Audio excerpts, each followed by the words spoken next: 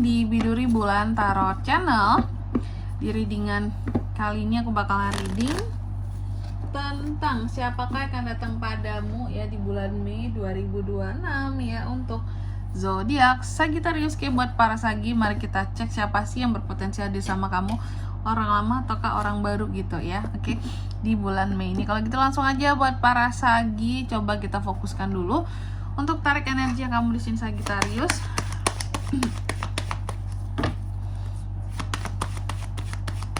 Sekali lagi.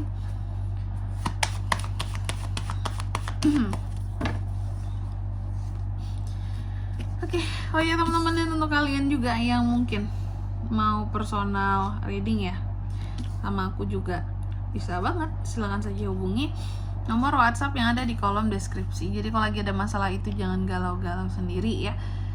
Karena apa? Karena personal reading itu murah, gak mahal, jadi jangan takut. Ini juga bisa jadi kayak sarana kamu buat curhat gitu ya. Cus langsung aja kepoin di sini ya, jangan takut untuk bertanya di nomor WhatsApp yang ada di kolom deskripsi. Oke. Langsung aja Scorpio lagi Sagittarius. sorry salah sebut teman-teman.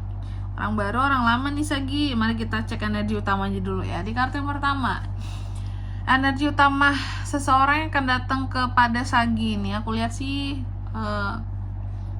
dia adalah seseorang yang apa ya, sangat memimpin gitu ya, sangat memimpin. Nggak tuh, bisa jadi nih orang tuh memang punya jabatan, punya kekuasaan, atau dia pokoknya orang yang secara karir bagus kali ya, punya kedudukan lah kayak gitu. Ini orang juga suka diuji suka challenge. Orangnya itu nggak mudah apa ya, kayak menyerah gitu ya, suka tantangan, tipenya pemimpin banget gitu. Lalu yang kedua, karakter aslinya seperti apa Kak? Karakter aslinya aku lihat di sini dia seseorang yang terkadang cukup bimbangan gitu ya. Dalam memilih sesuatu terkadang cukup bimbangan, ragu, dan tipe yang pemimpi loh ya. Tipe yang pemimpi, seseorang yang memang kayak apa ya kalau aku bilang ya, dia suka dapat banyak kesempatan dalam hidupnya gitu ya. Cuma dalam berbagai hal aku melihat kayak terkadang kesempatan yang hadir itu pun dia tuh selalu kayak ada keraguannya, kayak ambil nggak ya gitu. Sebenarnya kan kalau dia tipe leader sejati kan di sini harusnya nggak ragu-raguan ya orangnya, tapi dia ini sebenarnya masih ragu-raguan orangnya ya gitu. Terus di kartu yang ketiga, status atau kondisi dia saat ini. Oke, status dan kondisi dia saat ini aku lihat tuh dia adalah seseorang yang dalam hidupnya tuh ya kayak ada selalu punya kesempatan gitu loh ya untuk mewujudkan keinginan-keinginan yang berkaitan dengan uang. Karena uang bukan masalah bagi dia, karena soal keuangan itu adalah sesuatu yang apa ya, buat dia itu uang sesuatu yang gampang untuk dicari gitu loh. Jadi seseorang yang memang kalau secara keuangan bagus, jadi status ataupun kehidupannya dia saat ini secara keuangan bagus banget ya, terlihat secara keuangan di sini. Lalu di kartu yang keempat, bagaimana dia melihat kamu saat ini Sagi? Dia melihat seorang Sagi itu seperti seseorang yang sangat berambisi dalam hidup, tapi banyak konflik batinnya ya. Dan dia pun di sini melihat kamu sebagai sosok yang masih ada kesalahpahaman gitu loh sama dia ya, masih ada konflik yang belum beres. Dia melihat kamu kayak yang Sagi ini nggak pengen beresin masalahnya Kak sama aku, nggak pengen mungkin minta maaf, pokoknya nggak pengen ngobrol kah, menyelesaikan masalah dulu gitu ya. Aku melihat nih orang masa lalu ya Sagi ya, dan kalian tuh sampai sekarang masih berkonflik dan belum ada kata apa ya, kata pasti dalam penyelesaian konflik kalian gitu. Oke. Terus yang kelima, alasan dia datang ke kamu gitu Sagi. Aku lihat alasan dia datang ke kamu itu adalah karena sebenarnya masih sayang, kamu masih yang terbaik di dalam hatinya Sagi masih yang paling memuaskan bagi dia sejauh ini gitu ya. Yang apalagi yang pernah jadi pasangan di sini, yang paling menyenangkan ya, yang paling disayangi gitu ya. Yang meskipun dia sama orang lain sekarang tapi tetap gitu, kamu yang paling dia sayangi Sagi ya. Terus yang keenam ini masa lalu yang dibawanya. Ini adalah isu tentang pengkhianatan. Oke. Jadi dia selalu akan bawa-bawa ungkit-ungkit isu tentang pengkhianatan.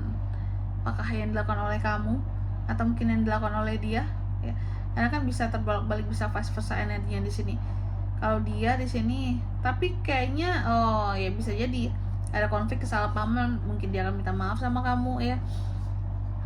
Atau kalau kamu yang pernah menyakiti dia, berkhianat sama dia sebelumnya, di sini ya mungkin dia yang akan apa ya, kalau aku ngeliatnya kayak tetap karena masih sayang kali ya udahlah datang aja lah. Nah yang aku lihat kayak gitu, jadi berusaha tetap untuk hadir ya. Lalu ini untuk yang ketujuh, ini cara dia akan mendekati kamu itu seperti apa. Nah ini aku lihat cara dia akan mendekat kepada seorang Sagi itu ya, ini dengan cara yang se-efektif mungkin sih gitu. Rutin menghubungi kamu dengan cara yang paling efektif dan efisien, cuma gak akan terlalu panjang gitu loh komunikasinya.